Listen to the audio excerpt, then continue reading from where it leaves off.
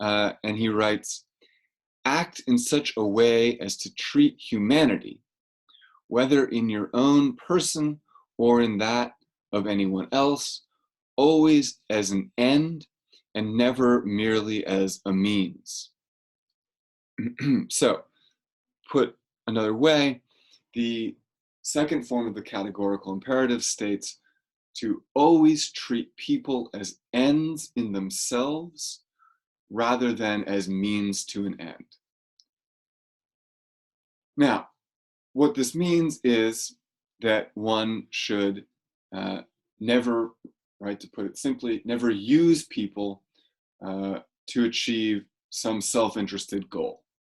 To never take advantage of people and to never use people as a means to your own end. That part is pretty straightforward, right? Don't treat people like objects. But this is rooted in Kant's fundamental understanding of what a human being is. In the last video, I said, right, for Kant, we are autonomous rational agents. We are not rational animals. We are, in our essential being, we are pure rationalities. And rationality is an end in itself. The only thing that is an end in itself is reason, is the rational law, the moral law. So to say that you should treat people as ends in themselves is to say you should treat people as the autonomous rational agents that they are, right? To allow people to pursue their own goals, their own ends. And this is where Kant is, I think, one of Kant's most interesting contributions to ethics. What Kant is saying here, in the context of his whole philosophy, is that you can never tell another person how they ought to behave or what their goals ought to be. Not only can you not use them as a means to achieving your own goals, but you also can't try and force your own goals on other people. You have to allow other people to have their own autonomy, right? You have to allow other people to use their own reason to arrive at the moral law. You can certainly write philosophical treatises explaining what the moral law is, explaining how the proper use of reason illuminates what the categorical imperative of reason will state. You can guide people to the correct use of reason. But when it comes to what their practical ends are, what they desire in life, what they want to get out of life, you have no standing to tell people that they desire the wrong thing or that in practice they're pursuing the wrong things.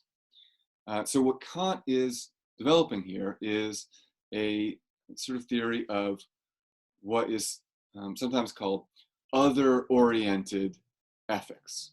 An ethics that allows other people to be other people, right? To not assume that my practical ends, those things that I pursue through hypothetical imperative, that those could be universalized, right? I think that college education should be free, but I can't force other people to agree with that as an ethical goal, right? I have to allow them to be autonomous rational agents who pursue their own end. So part of what Kant is explaining and describing really is why ethics or why debate can be so infuriating, right? That in fact, the practical goals of a person are entirely subjective, and there is no pure rational argument for which goals a person ought to pursue. There are only these formal analytic moral laws, and there are very few of those. So I always think about another philosopher, 20th century French philosopher, JeanPaul Sartre, who in a play called No Exit writes, "Hell is other people." And I think Kant is giving us some insight into that experience and condition of what Sartre is describing, right? That we are unable to convince people that our practical goals are the best. Not only are we unable to convince them, but we have to put up with other people who justifiably have different practical goals than our own. And that there is nothing, strictly speaking, unethical about those heterogeneous goals. So to treat people always as an end in themselves rather than as a means to an end. And this also brings us to two further points. The first is that what is the recognition of the moral law based in? How do I recognize the moral law? And how, if there are no practical goals, what is, if any, the implication for how I ought to behave? How do I recognize the moral law? And what does the moral law potentially tell me about how I can behave or ought to behave in the practical sphere? For Kant, the answer to both those is respect. Kant thinks that we have an inherent respect for rationality.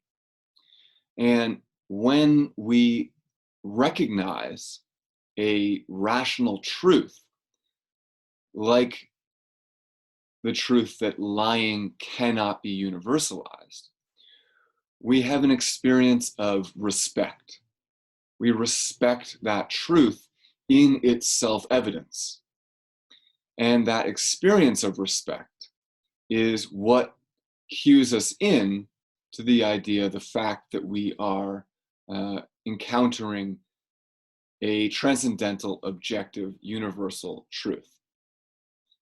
And the same is true of how we will interact with other people, right?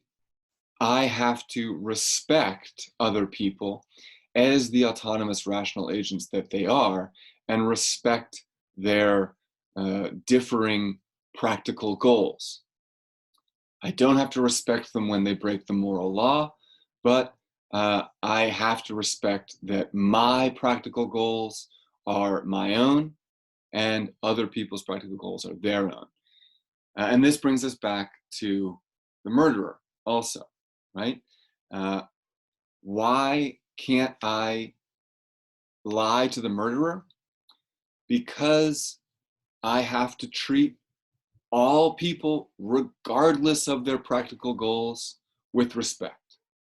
To lie to the murderer would be to disrespect them, right? To deprive them of the truth.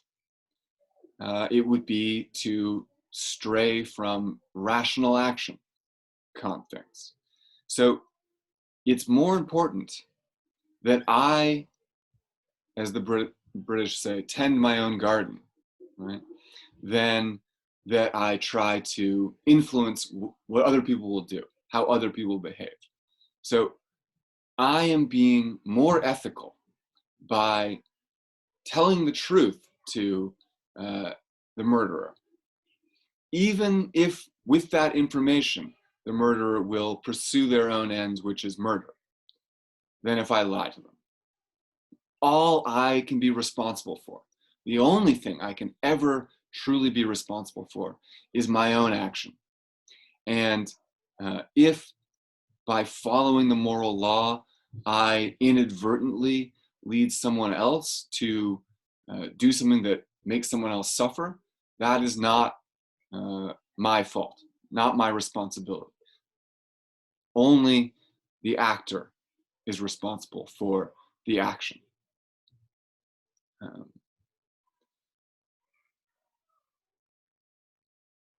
So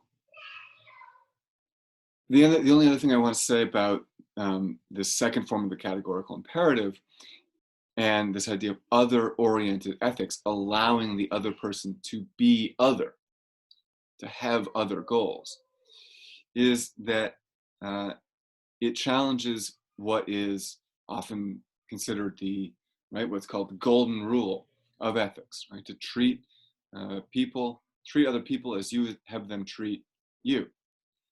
I can't know how other people want to be treated. All I can know is how I want to be treated. And I can't assume that other people want to be treated the same way that I do. All I can know is that we as human beings all have the same capacity for reason, and therefore I must follow the rational moral law. That is my only duty as a human being. And other people may do that and remain at odds with me in terms of practical goals. So this brings us to the last point I want to cover for today, which is the question of duty. Right? Just as when I encounter a rational moral law, I have an experience of respect. That respect, in turn, inspires a feeling of duty in me. Right? I feel a duty to respect and act according to rationality. I feel a duty to respect other people as rational agents. Now, however, for Kant, not all duty is created equal. He says we have perfect and imperfect duties. I'm writing on the board here, perfect and imperfect duties. Your perfect duty, that duty which you must follow in every case, is simply to follow the categorical imperative, to do what is universalizable, and to treat people as ends in themselves, never as a means to an end. That is my only absolute duty. However, there are also what Kant calls imperfect duties. These duties are duties